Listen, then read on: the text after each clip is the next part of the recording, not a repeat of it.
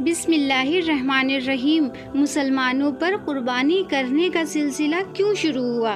ہمارے پیارے نبی رسول اللہ صلی اللہ علیہ وسلم سے جب پوچھا گیا کہ قربانی کیا ہے تو آپ نے فرمایا تمہارے باپ ابراہیم کی سنت ہے۔ بقرعید کی جو قربانی ہے وہ اصل میں یہ درس دیتی ہے کہ آپ اپنے آپ کو اسلام کے سپرد کر دیں، اسلام کو اپنے حساب سے چلانے کی کوشش نہ کریں۔ ہمارے نبی نے اس سنت کو زندہ کیا کیونکہ بیچ کے زمانے میں یہ نہیں تھی۔ اس کو ہمارے نبی پاک صلی اللہ علیہ وسلم نے زندہ فرمایا اور آپ اپنی عید کے موقع پر 2 جانور ذبح فرماتے تھے، 2 دمبے ذبح فرماتے تھے، ایک امت کے لیے اور ایک اپنے لیے۔ ابراہیم علیہ السلام سے قربانی کا یہ سلسلہ شروع ہوا۔ قربانی کے سلسلے میں ایک مشہور واقعہ پیش آیا ہے کہ اللہ کے نبی حضرت ابراہیم علیہ السلام کے یہاں کوئی اولاد نہیں ہے تو ان کی پہلی جوزہ حضرت سارہ کے بعد حضرت حاجرہ سے آپ نے نکاح کیا اور اللہ تبارک تعالیٰ نے حضرت حاجرہ سے آپ کو 80 سال کی عمر میں ایک پیارا بیٹا عطا کیا، سبحان اللہ، جس کا نام اسماعیل رکھا۔ لیکن حضرت ابراہیم علیہ السلام کے اوپر آزمائش آئی اور اللہ کا حکم ہوا اگر آپ مجھ سے محبت کرتے ہیں تو اپنے اس بیٹے کو اور اپنی اہلیہ کو مکہ میں جا کر چھوڑ آؤ۔ اللہ کے حکم کی تعمیر کرتے ہوئے ابراہیم علیہ السلام اپنی بیوی اور دودھ پیتے بچے کو ایک ایسی جگہ پر چھوڑ آئے جہاں انسان کی ذات کیا ایک پرندہ بھی نہیں تھا، بالکل چٹیل میدان۔ جب حضرت اسماعیل علیہ السلام 13 سال کی عمر کو پہنچے تو حضرت ابراہیم علیہ السلام اپنے بیٹے سے ملنے گئے اور اس کے بعد انہیں ایک خواب آیا۔ خواب میں کیا دیکھتے ہیں کہ میں اپنے بیٹے کو ذبح کر رہا ہوں۔ یہ کوئی آسان کام نہیں تھا، لیکن نبی کا خیال تو بامنزلہ وحی ہوتا ہے۔ ہمارے خواب شیطانی وسوسے بھی ہوتے ہیں اور ہمارے کچھ خواب اچھے بھی ہوتے ہیں، لیکن نبی کا خواب محض خیر پر مشتمل ہوتا ہے اور شیطان کے وسوسے کا نتیجہ نہیں ہوتا۔ یہ اللہ کی طرف سے نبی کو القاء کی گئی بات ہوتی ہے۔ اب حضرت ابراہیم علیہ السلام کو خواب یاد آتا ہے کہ میں اپنے بیٹے کو ذبح کر رہا ہوں، 13 سال کا بیٹا، وہ بیٹا جو اللہ تعالیٰ سے دعائیں مانگ مانگ کر ملا ہو۔ حکم ہے کہ اس بیٹے کو میری رضا کے لیے ذبح کر دے۔ حضرت ابراہیم علیہ السلام اٹھے، بیدار ہوئے اور اس خواب کی تعبیر کی اور پھر دوبارہ آئے، اپنی جوزہ سے کہا، حضرت حاجرہ سے کہا کہ بیٹے کو تیار کر دو، دوست کے یہاں دعوت پر لے جانا ہے۔ خلیل عربی میں دوست کہتے ہیں اور اللہ نے حضرت ابراہیم علیہ السلام کو خلیل اللہ اپنا دوست قرار دیا تھا۔ کہا کہ دوست کے بلاوے پر جانا ہے، دوست کی دعوت پر جانا ہے تو بیٹے کو تیار کر دو۔ حضرت حاجرہ اپنے بیٹے کو تیار کرنے لگی، تیل لگاتی ہیں، اچھے کپڑے پہناتی ہیں، بیٹا تیار ہوتا ہے اور بیٹے کو ذبح کرنے کے لیے چھری چھپائی ہوئی ہے اور باپ اپنے بیٹے کو لے کر منع کی وادی کے جانب بڑھتے ہیں۔ 1500 کلومیٹر کا سفر اور سارے راستے کیا سوچیں گے کہ میں چھری چلاؤں گا، اپنے بیٹے کو ذبح کروں گا۔ عمر کتنی ہے آپ کی؟ 92 سال۔ 92 سال میں تو لوگوں سے مرغی ذبح نہیں ہوتی، آپ کو تو اولاد کو ذبح کرنے کا حکم آ گیا۔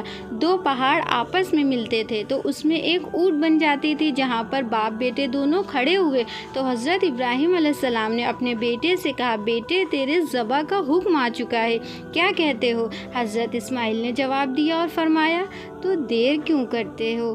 اپنے بیٹے کے اس جواب پر حضرت ابراہیم علیہ السلام حیران ہوئے اور فرمایا کہ تمہیں پتہ ہے میں کیا کہہ رہا ہوں؟ حضرت اسماعیل نے کہا، ہاں پتہ ہے، آپ مجھے ذبح کرنے کا کہہ رہے ہیں تو یہ اس میں کوئی گھاٹے کا سودا نہیں ہے، دنیا کے بدلے میں جنت ملے گی اور آپ کے بدلے میں اللہ ملے گا، اس میں کیا گھاٹا ہے؟ لیکن پھر حضرت اسماعیل کو خیال آیا اپنی ماں کی طرف اور کہا کہ لیکن میری ماں کو میرے جانے کا بہت دکھ ہوگا۔ تب حضرت اسماعیل نے اپنا کرتا اتار کے ابا کو دیا اور کہا، ابا یہ میرا کرتا ماں کو لے جا کر دے دینا، جب میں کبھی یاد آیا کروں گا تو میری ماں یہ کرتا دیکھ لیا کرے گی، مجھے اپنے کرتے میں یہیں دفن کر دینا، مجھے وہاں مت لے جانا کیونکہ میری ماں میری لاش دیکھ نہیں سکے گی، اس لیے مجھے یہیں دفن کر دینا۔ 8-9 سال کا بچہ خلیل اللہ کو کیا کہہ رہا ہے؟ میرے ہاتھ پاؤں باندھ دے بابا، شاید میرے ہاتھ پاؤں آپ کو لگ کر کوئی بید بھی نہ ہو جائے، اس لیے میرے ہاتھ پاؤں باندھ دے، مجھے الٹا لیٹا دے، سیدھا نہ لیٹانا، کہیں میری آنکھوں میں آپ کی آنکھیں پڑے اور آپ کا دل نرم نہ ہو جائے اور آپ کا ہاتھ نہ کانپ جائے اور آپ اللہ کے اس حکم میں دیر نہ ہو جائے۔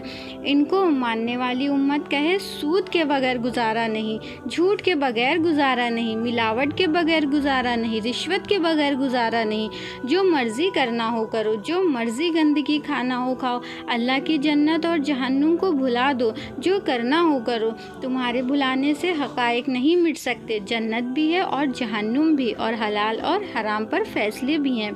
ابراہیم علیہ السلام نے اپنے بیٹے کے ہاتھ پاؤں باندھے اور الٹا لٹایا، ایک ہاتھ میں چھری، ایک ہاتھ میں سر کے بال، گھٹنے کو کمر پر رکھا اور اوپر یوں آسمان کی طرف دیکھا اور فرمایا، یا اللہ تو مجھ سے ناراض ہو گیا ہے کہ اسماعیل کی محبت میرے دل میں آپ سے زیادہ ہو گئی ہے؟ نہیں نہیں، کبھی نہیں، یہ کوئی میرا امتحان ہے، یا اللہ میرے دل میں تو ہی ہے، تو ہے، لاکھوں اسماعیل تجھ پر قربان کر دوں۔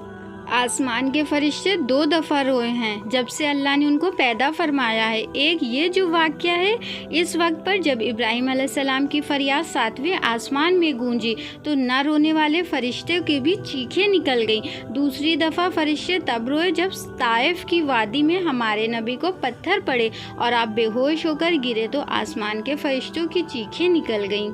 اب حضرت ابراہیم علیہ السلام نے چھری جو چلائی، میرے رب کا حکم آ گیا، نہیں کاٹو گی، نہیں کاٹو گی۔ دوسری دفعہ، تیسری دفعہ جب چھری نہیں چلی تو اٹھے اور ایک پتھر پر جا کر تیز کی۔ علماء نے لکھا ہے کہ جانور کے سامنے چھری تیز نہ کرو تاکہ جانور کو تکلیف نہ ہو۔ قربانی کے مسائل میں آتا ہے کہ جانور کے سامنے چھری تیز نہ کرو کہ جانور کو تکلیف نہ ہو، اور وہ اپنے بیٹے کے سامنے چھری تیز کر رہے ہیں کہ یہ چلتی کیوں نہیں۔ جب چوتھی دفعہ چھری پکڑی ہے تو اللہ نے جبریل علیہ السلام سے کہا کہ جلدی کرو، میرے خلیل کو جلال آیا ہے، وہ امتحان پاس ہو گئے ہیں۔ آنکھوں پر اپنے پٹی باندھے، اب چھری کو جو چلایا ہے تو چھری چل گئی، اور اس کے بعد جب آپ نے اپنی آنکھوں سے پٹی کھولی تو دیکھا کہ سامنے چھترا پڑا ہوا ہے اور آگے اسماعیل، ساتھ میں جبرائیل، دونوں مسکرا رہے ہیں۔ سبحان اللہ۔